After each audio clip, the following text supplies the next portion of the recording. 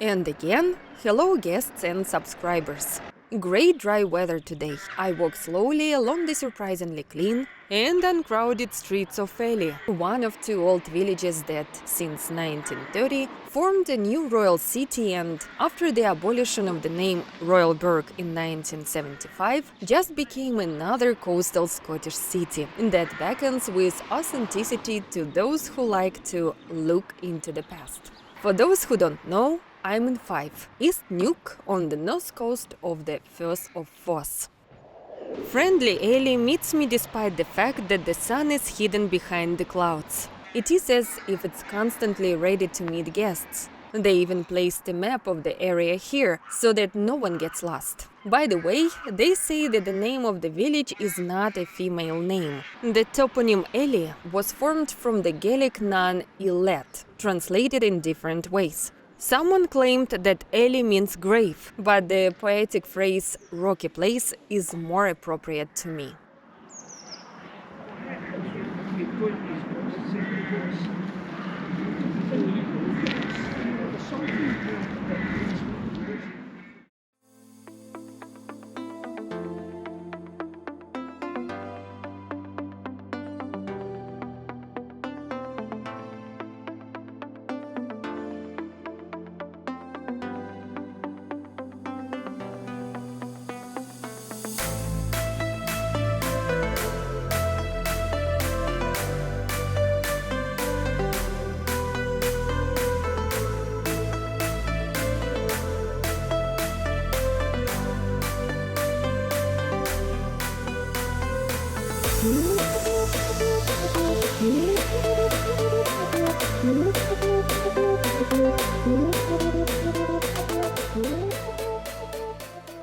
I approach the embankment, admiring the colorful buildings, and finally come to the beach. By the way, I felt it long before I saw it. The close presence of the bay was given away by the salty fresh wind blowing from it and the inviting splash of waves reaching the village. True, all around, whenever you look, even at the water's edge, even at the low buildings adjacent to the coast, the eye rejoices. They're gorgeous views, and everything here is in harmony with everything else. The light, delicate range of houses, grey roofs, mustard yellow sand, and of course, the bay of the Firth of Forth. Have you also noticed that there are no skyscrapers in Elie? The lack of modern architecture makes the city really fabulous, like a revived illustration from a book of medieval legends. At least that's how charming Elie makes me feel.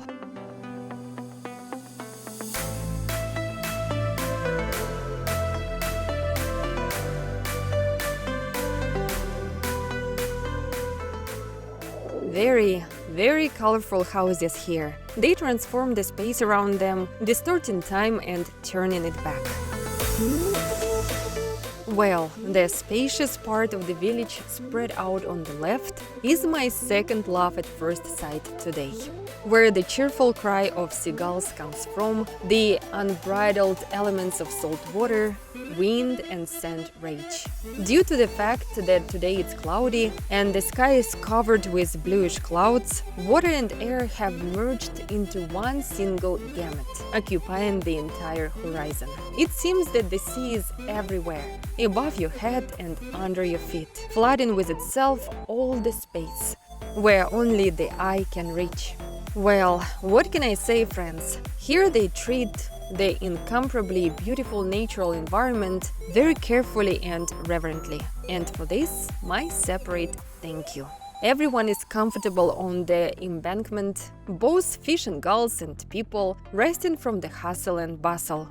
And even people like me, thrill seekers, have something to profit by. I'm going to go as close as possible to the obviously icy water. I'm convinced that it cannot be otherwise. Today the waves of the Firth of Forth are exactly the same as they were 200, 300 and 700 years ago. I hope you have the same feelings as me. Do you also catch yourself thinking that you're looking at a landscape that draws you deeper and deeper into viewing yourself, just like a magnet. By an effort of will, I break out of the hypnotic captivity of contemplating the beauty of the North Sea and go back to more or less dry sand. Oh, you! And here on the beach, it turns out that a lot of fun began, while I enthusiastically examined the town from the bay and the air. What was cold happened, everybody danced. Both old and young took off their outer clothes and started dancing. Looking closer, I saw that all the people dancing wore headphones. Do not be surprised. This is such local fun, a silent disco. People dance to the music, which is transmitted through YY headphones, surrounding to the rhythm, on perhaps the most exotic dance floor on earth.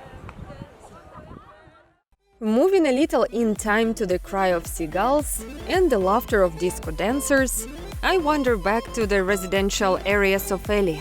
Of course, I have to force myself to go up. My feet get stuck in the sand and do not want to turn towards the city. But there are so many interesting things waiting for me.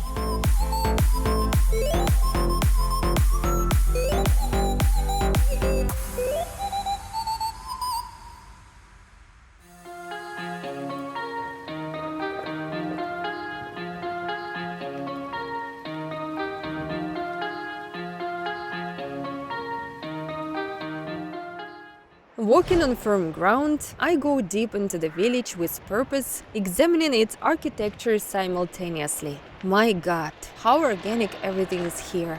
I can imagine how unusually comfortable it's to drink tea in such houses, warm yourself by the fireplace, and look through the lattice window at the steel-colored bay.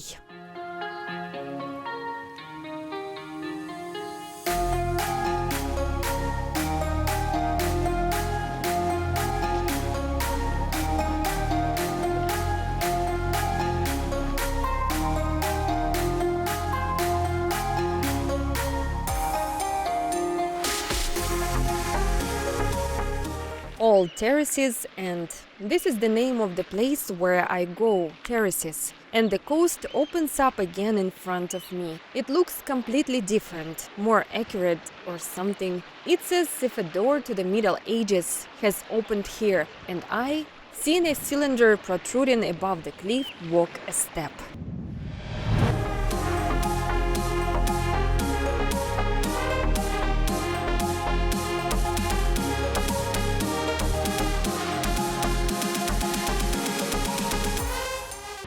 Here it is, Lady Tower. Do you see the archer characteristic of the era of knights? The ancient building was well preserved. Although at that time nothing was heard about vintage cement, skilled craftsmen laid wild stone without mortar.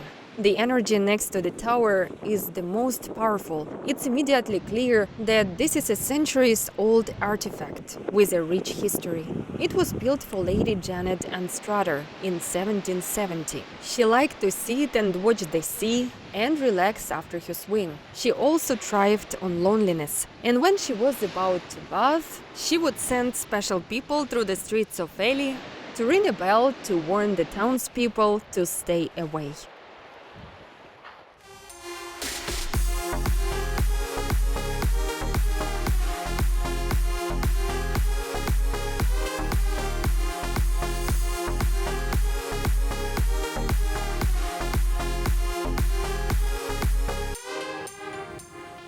Well, now the second point of visiting the sights of Elie. I'm going to see the lighthouse. Outwardly, it looks a lot like the scenery from the book about King Arthur, with the same jagged notches at the top. There is no way here without a lighthouse. The rocks on the approach to the water are very crooked here. First lit in 1098, the Elie lighthouse sits between Inchkeith and the Isle of May. It was constructed to allow sailors on the nearby water to see the rocky cliffside.